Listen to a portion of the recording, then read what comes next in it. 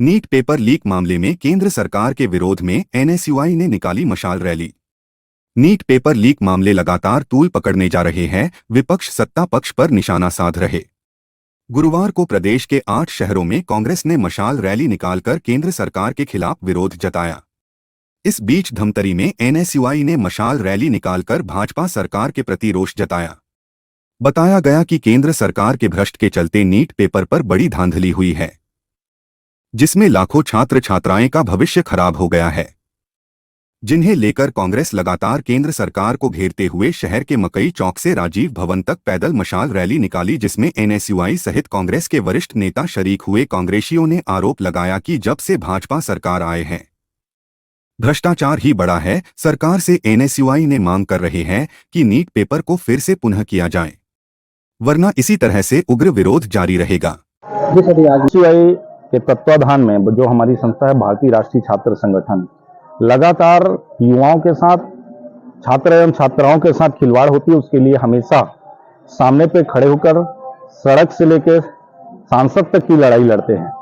आप देखेंगे जिस तरीके से नीट के माध्यम से युवाओं के साथ, छात्र एवं छात्राओं के साथ जो रोजगार के लिए लगातार प्रयासरत रहते हैं, अपनी तैयारी करते हैं, नीट में बड़ा तरीके से फर्जीवाड़ा किया गया, जो आज पूरे देश में संसद में भी इस बातों को उठाया गया।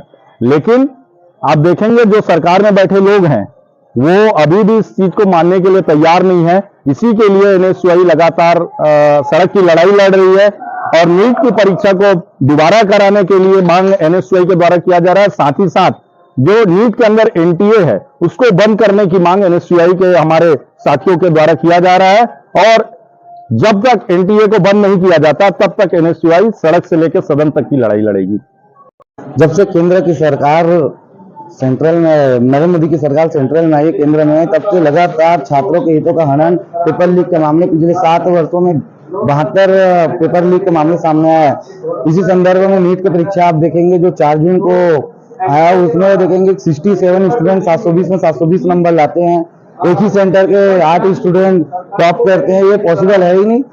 और कई आम छात्र हैं, उनके हकों का शोषण करने का, उनके हक का हनन करने का काम नरेंद्र मोदी की सरकार कर रही है। लेकिन जब तक एनएसयूआई है तब तक छात्र हितों का हनन होने नहीं देगी। और पुनः नीट की मांग को लेकर के, एनटीए को बैन करने की मांग को लेकर के, धर्मेंद्र प्रधान जी की इस्तीफा की मांग को लेकर के लगातार हमारा आंदोलन चल रहा है। इसी संदर्भ में आज विशाल आक्रोश मशाल मार्च निकाला गया और सभी साथियों के साथ हमारा सिर्फ यही मांग है कि एनटीए को बैन किया जाए और पुनः नीट की परीक्षा आयोजित की जाए। इसके बाद मौजूद नहीं होते तो आगे के कारण आप देखेंगे हमने सड़क में उतर के संसद तक लड़ाई लड़ा, पूरे जिले के हर एक ब्लॉक में पुतले दहन किया गया, आज विशाल मार्च निकाला गया। और नहीं होता तो हमारा आंदोलन निरंतर जारी रहेगा। नरेंद्र मोदी को जब तक ये हम लोग एहसास नहीं दिला देंगे कि उनकी चूक हुई है, तब तक ये आंदोलन जारी रहेगा।